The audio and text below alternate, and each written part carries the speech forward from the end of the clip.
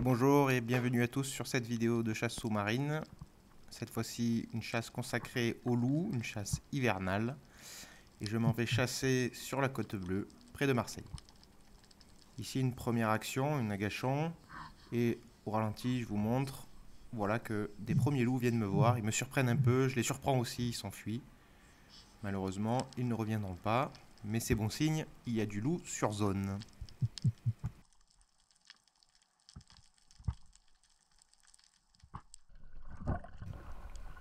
Action suivante, je pars sur cette fois-ci une indienne le long d'une digue. On peut voir que l'eau est très teintée, très trouble comme souvent l'hiver, et en plus là c'était une journée où il y avait beaucoup de vent, beaucoup de vagues. Donc je fais mon indienne. Je vais contourner les blocs et je vais m'arrêter juste derrière ce dernier bloc là que je suis en train de regarder. Et je vais avoir une belle opportunité. Je vais faire des appels. Des appels qui vont fonctionner. Puisque par là-haut, regardez, en haut à droite, des loups descendent de la surface. Ça tourne, je tire. Et un premier loup de prix.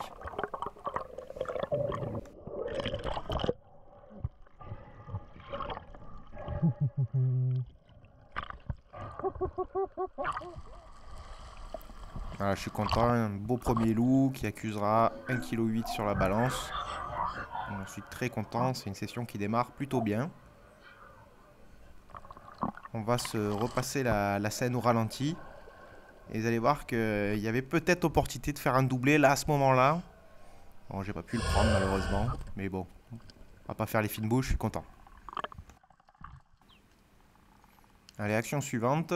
Cette fois-ci, je descends à l'agachon au pied d'énormes blocs sur lesquels les vagues viennent frapper tout en haut. Et je me dis que dans l'écume, là-haut, il y a peut-être quelques loups qui traînent. Et plutôt que d'aller les chercher directement dans l'écume, de me faire secouer et d'être trop intrusif, finalement, je préfère me poser au pied des blocs et appeler. Et ça va fonctionner, regardez, un loup qui descend suivi de quelques bogues. Je prends le temps de regarder derrière s'il n'y en a pas d'autres. Et je prends mon tir sur le premier de cordée. Un deuxième loup à l'accroche poisson. Très très bonne session qui commence.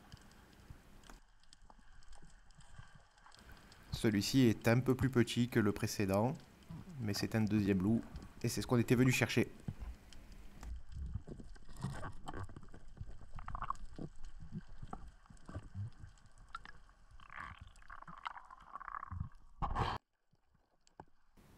Allez, nouvelle action, j'ai pas eu le temps de filmer. Cette fois-ci, j'ai un loup qui m'est passé en dessous.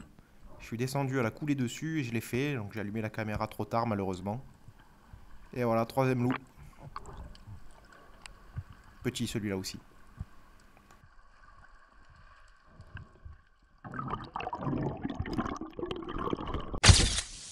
Et voilà le résultat de cette courte session d'une heure. 3 loups, 3 techniques différentes. Un à l'agachon, un à l'indienne et un à la coulée. Que demander de plus?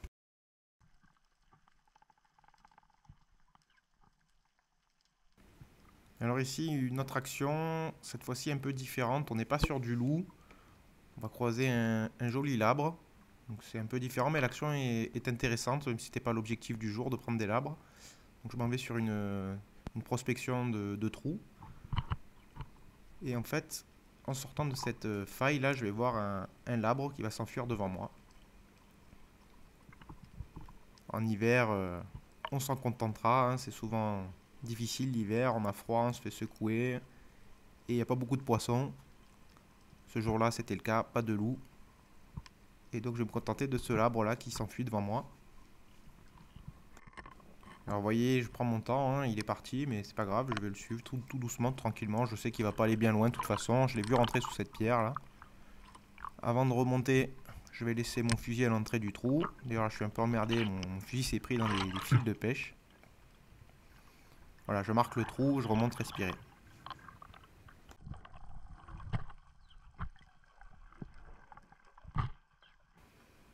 Et voilà, je redescends sur la pierre marquée avec mon fusil. Vous allez voir le fusil qui attend à l'entrée du trou. Qui m'indique la direction du labre. Donc je reprends mon fusil, je me pose devant la pierre. On va pas bien le voir à l'écran malheureusement. J'attends qu'il se place le mieux possible. J'aligne et je tire. Et voilà, le labre est fait, il est sur la flèche.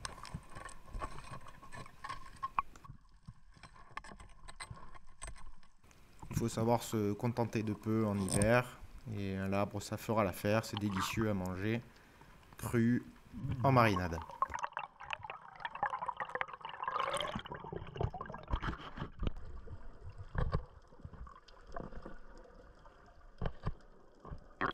Allez, de retour sur une nouvelle digue. Je repars sur, comme sur sur le premier poisson de cette vidéo, sur une indienne. Je longe la digue en essayant d'être le plus discret possible, ce qui n'est pas toujours évident quand on se fait secouer. Là, ce jour-là, ça bougeait bien encore une fois. Et quand ça bouge bien souvent, eh bien, il y a du loup. Et là, regardez, il y en a un qui passe au loin. Je vais tenter un tir assez lointain. Non, finalement, il vient, je tire. Et un petit loup à l'accroche-poisson, un de plus. Mention spéciale à ce fusil, le Demontech Espluma en 92 je crois, qui est un super fusil pour l'hiver et pour l'indienne. Il est fin, donc il est maniable et il est très précis.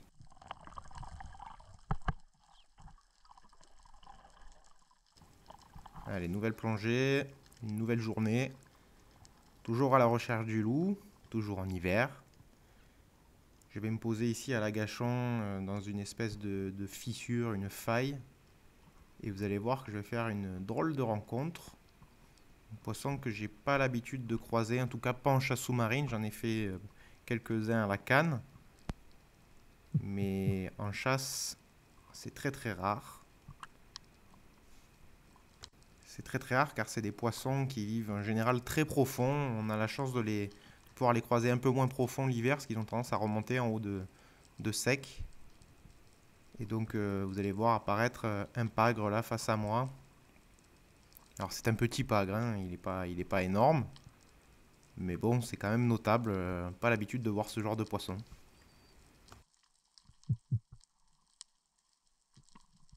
Et tac, le voilà apparaître au-dessus de la pierre là devant moi. Donc, je me fais tout petit pour essayer de le faire venir. On va voir si on va y arriver, on va voir si ça répond à l'agachon, au bruit, si c'est curieux, comme peuvent l'être d'autres prédateurs. Mais celui-là, il va me rendre un peu fou parce que voilà, il va tourner un peu loin là-bas. Il va tourner, il va virer, sans jamais venir, malheureusement pour moi. Alors après, tant mieux pour lui, en plus il n'était pas énorme, donc c'est plutôt peut-être une bonne chose de l'avoir laissé. Même si je vais quand même tenter un tir lointain, un peu désespéré, mais c'est raté, voilà, j'étais en fin d'apnée, je l'ai tenté, c'est raté, tant mieux pour lui. Alors pour bien différencier le pagre du pageot qui lui ressemble beaucoup, vous avez pu voir sur l'image, la caudale, les pointes de la caudale sont blanches, signe que c'est bien un pagre. J'étais trop loin, je l'ai tenté, mais c'était un pagre. Je pense, je sais pas trop.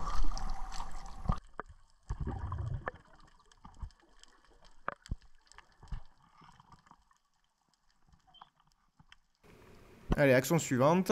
On repart sur une coulée sur un agachon. On va se poser au milieu de gros blocs. On va essayer de faire venir encore une fois du loup.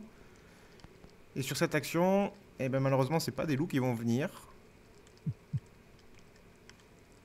On va avoir des rougets qui vont monter à l'agachon. Ça aussi, c'est pas banal de faire monter des rougets. Et bon, quand une opportunité comme ça se présente, il faut pas la laisser passer. Moi, je suis friand de rougets. Il n'y avait pas trop de loups ce jour-là. Et ben, on prend le tir. Et on se fait plaisir avec un rouget.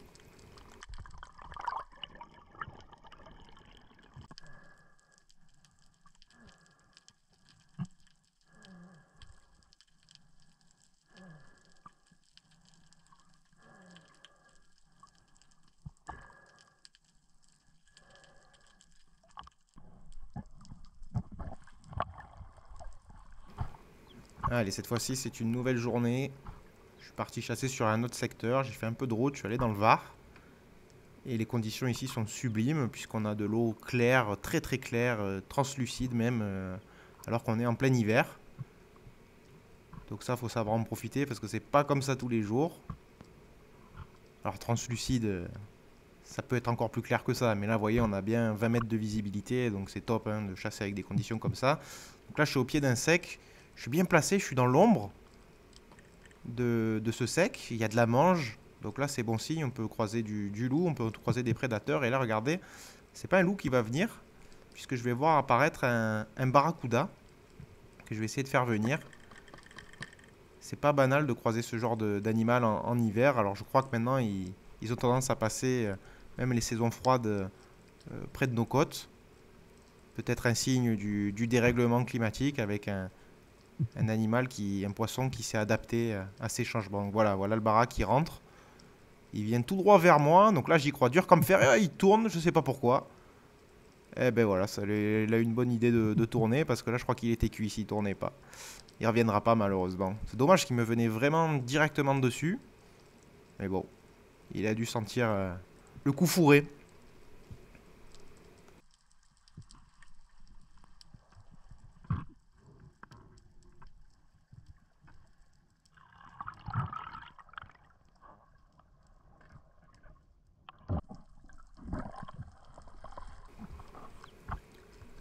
Et bon, ce jour-là, je finirai quand même pas capot.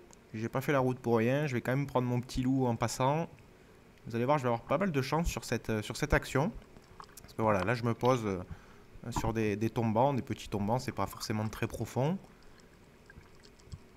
Voilà, là, je me pose. En plus, c'est des endroits très, très variés, là. C'est pas mal. Il y a de la roche, il y a des posidonies, il y a un peu de mange.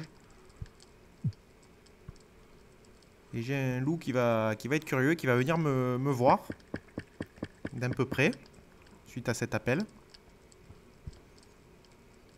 Et je pense que c'était un loup un peu suicidaire, vous allez voir pourquoi. Que dans un premier temps, il va me surprendre un peu, parce qu'il va pas arriver par là où je l'attends. Voilà, il est sur la gauche, là, hop, on l'a vu. Donc je tourne tout doucement mon fusil pour essayer de ne pas le faire fuir. Mais là, en fait, vous vous rendez pas compte, mais il prend la direction de mon binôme. Donc en fait, il se retrouve entre mon binôme et moi. Je lui plonge dessus, là j'essaie de le choper, mais non en fait j'avais mis la sécurité du fusil. Et malgré ça il s'est pas enfui. Et donc j'ai quand même pu le prendre. Sous mon binôme, voilà. Donc là c'était une action complètement ratée, mais à l'arrivée ça fait quand même un poisson. Ce qui nous fait bien marrer.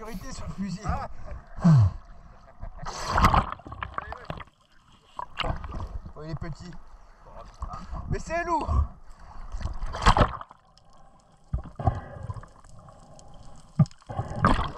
Double-le, double-le.